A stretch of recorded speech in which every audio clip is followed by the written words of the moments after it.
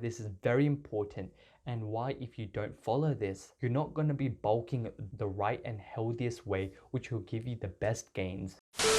Bulking is hard when you do it the right, correct, and the healthiest way. This is actually a realization that I've come to in my first week of bulking this year. So to give some context, I'm right now in my second year of training, and in my first year, which was mainly during the lockdown, so technically then my time in the gym or using like good stimulus or proper weights is much less than 1 full year. I'm still technically speaking in my first year of lifting, but if you do include the lockdown and using body weight during that time, I've started my second year of lifting. But because I'm in such an early stage, I've been bulking for majority of the time. And the problem that occurred during that time was I was scared of gaining fat while I was on my bulk. And it may sound funny because when you are bulking, it's unavoidable that you will gain fat on your bulk. And most probably, most other teenagers and beginners in the gym also feel the same way, where they start or get into the gym because they aspire to be someone or they have some inspirations. And those people are usually very jacked, huge, and especially shredded.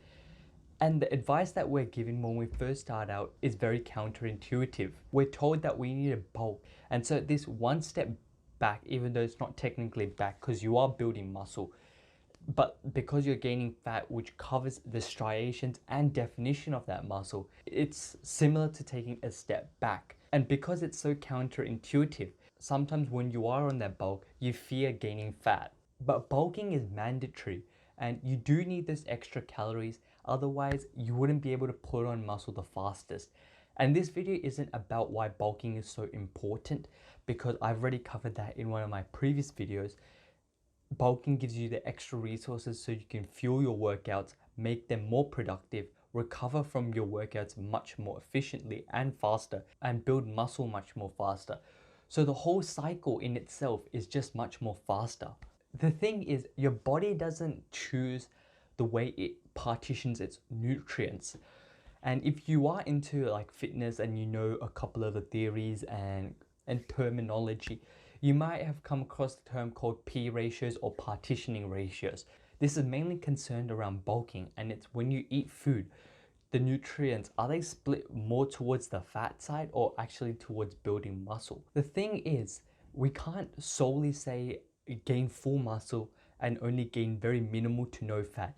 Yes, that would be the ideal case, but unfortunately, not everyone's dealt that card, and it's only the very few people who are genetically lucky do get to take advantage of that. To continue on, first I need to talk about choosing your calories, because when you are on a bulk, everyone knows eating in a surplus, and obviously there are a lot of components to it where you got to first find your maintenance calories, and then you got to find the ideal surplus, and then adding them together, and the list goes on. But the first step is to find your maintenance calories, and there are many equations out there.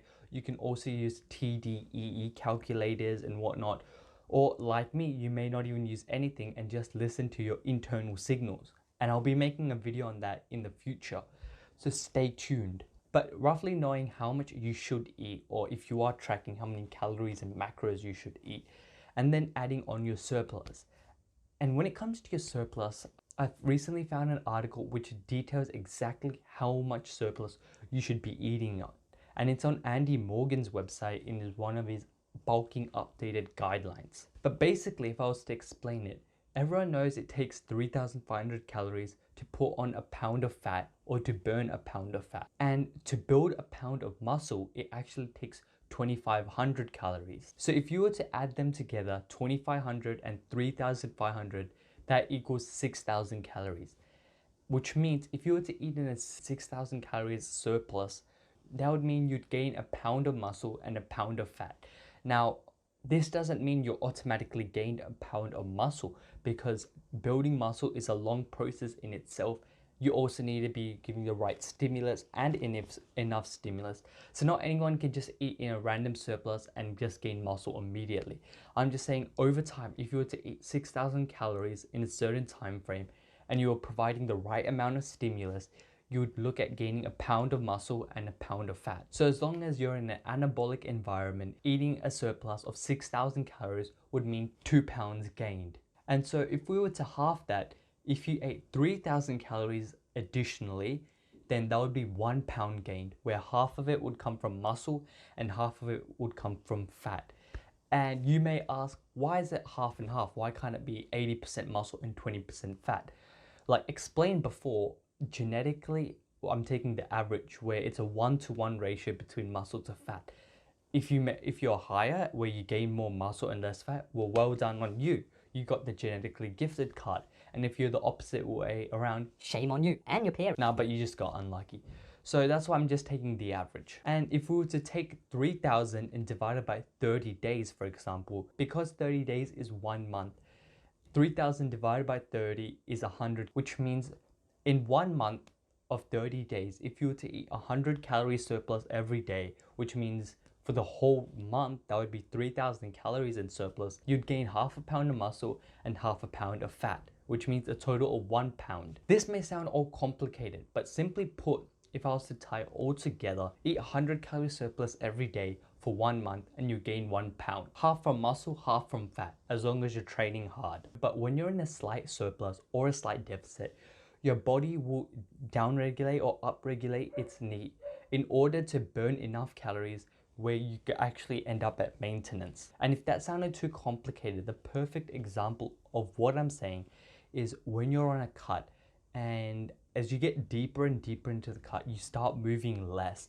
and you feel more energy deprived. Like even getting off your chair and going down the stairs or walking to the front where you need to pick up the mail and post becomes such a challenge, because your body has downregulated its need, non-exercise activity thermogenesis. So all the things apart from doing physical exercise and formal cardio, so for example, walking, fiddling, typing, sitting, standing, chewing, all those things, that's what NEAT is. And your body downregulates it. So let's say when you were on a bulk, while you're brushing your teeth, you'd pace around.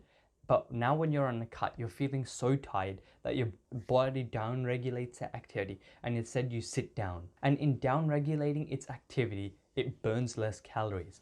So when you're on a deficit, it's downregulating its need so it can burn less calories and try prevent you from losing weight. This is because the way your body sees it is that going on a deficit or going in a surplus is unhealthy to your body, as staying at weight stable is much more natural.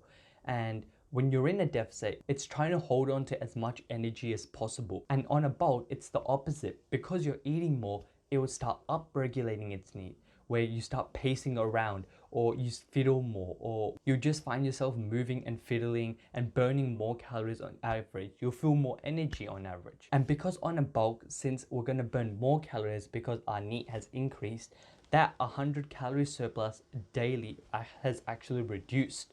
Which means instead of eating 100 calorie surplus, we're going to have to eat at least 150 daily to gain a pound per month. And to know how much you need to gain a month, use this chart over here. Taking the example of an intermediate who is 180 pounds, an intermediate gains at 1% per month. So 1% of 180 pounds is 1.8. And if you were to multiply 1.8 times 150, because to gain 1 pound per month, you need to eat an additional 150 calories. We're trying to find for 1.8 pounds gained per month times 150 calories, and that gives you a daily surplus of 270, which means that intermediate would have to eat in a daily surplus of 270 calories per day. Now everyone might be saying that is so easy, 270, 300 calories. I was doing 600 calorie surpluses and all that. And that's because they resort to junk and sugary foods, which I'll explain why you shouldn't be doing. Yes, no doubt, even eating in 1,000 calorie surplus would be very easy if you're just eating Krispy Kremes and chugging it down with iced coffee. The thing is, if we were to go back to our example, the intermediate had to gain 1.8 pounds per month. And on average, let's just say there are 4 weeks. So 1.8 divided by 4 is 0.45, roughly around there. The point I'm trying to say is, for example, at the end of last week, you were 180 pounds And at the start of this week, you came in at 180 pounds again. And by Friday, you reached whatever you needed to gain. So the 0.45 pounds. On Friday, you came in at 180.45. And now you may think mission accomplished. You know, easy dubs. We hit the weight we needed to hit. But that 0.45 pounds is the average weekly gain.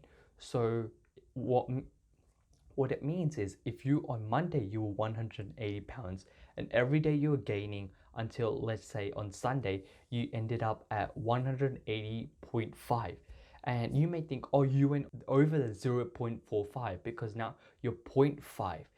But if you were to average all of that together from 180 to 180.5, the average may be something like 180.25, and that's much less than 180.45. So for the weekly average to have a gain of 0.45, it means by Friday, Saturday, Sunday, you should be hitting 180.6 or 180.7, just to make sure when it averages out, you are actually gaining that much. So this poses another problem because now sometimes you need to eat even more than your original surplus just to make sure your averaging out will still keep you in the clear. And further problems arise when one day, let's say you were out. So I was out last Saturday and I had a delayed lunch. And because I had a delayed lunch, I didn't really feel hungry. So I either had to overeat, which I was also trying to overeat when I clearly wasn't hungry, but I still wasn't able to get my calories in. And the next day, as I predicted, the weigh-in was much less than what I wanted. In fact, I was less than last week's weigh-in, which meant for this week, I would have to keep overeating even more on top of all these surpluses. And now the surpluses just keep adding up on top of each other. And as I come into the main point of view, many people are going to think that all of this adding on surpluses is just that quick because you can add in ice cream and all those junk foods which are very easy to get down, and you can just do like 1,000 calories in 10 seconds. The main reason why all these surpluses is so difficult is because you actually need to eat majority of your foods from clean foods and only very select few or just a couple from sugary food. And if you want to know exactly why this is very important and why if you don't follow this, you're not going to be bulking the right and healthiest way, which will give you the best gains, watch my previous video on sugary foods and how to curb your cravings. So the way I've been doing it is I've been eating clean all the time, every day. But every day I also get to give myself a treat. And usually that's some sugary cereal, like those protein cereals that you see where a serving of protein cereal is 10 grams of protein, but it's also like 20 grams of sugar or 10 grams of sugar, whatever it is. It's not really healthy, even though it's 10 grams of protein. And you guys might deny it. But let's be real, you gotta be getting your protein from proper sources and not some sugary cereals. All that serving plus milk and whatnot is like max 175 calories or 200, really 175. The remaining calories, I don't track my calories, but the remaining amount, I would say roughly around 3,000, 3,100, 3,200, whatever it is, has to come from clean food. And that is a lot of food that you need to get down. And no doubt that you have to be overeating and sometimes you start hating food. But the best way to do this is by doing the extra rep strategy. And I have this very detailed as well as other things about bulking in my bulking video. So I'll also include that in one of the cards. But basically this strategy is where when you're starting to feel full, think of each bite as a rep. And that way each rep means more gains. So more spoons means more reps, which means more gains. And just slightly always trying to push yourself once you feel full, slightly overeating or just those couple extra bites. But this does get very psychologically taxing. And speaking of mental fatigue, you've also got your workouts, which become up to that much more, the intensity and the volume. Now that you have more food, not only are your workouts more intense, the weights that you use are much more heavier now because you can also make progressive jumps. So like increasing progressive over the weekly or session becomes much higher because you have that food to fuel yourself, and the amount of volume you also do becomes that much more. Because of that, you'll be able to build muscle much more faster, but it also does mean you need to recover much more because now the workouts are so intense, the damage DOMs, all of the micro tears, what is exemplified. And food is only one component of recovery, and if you nail that by eating most of the clean stuff, hope you learn how to find your calories and the amount of surplus you need to eat, and exactly why it does get challenging at times, and the mindset you need to go through and push through that. May the gains be with you, and see you in the next one.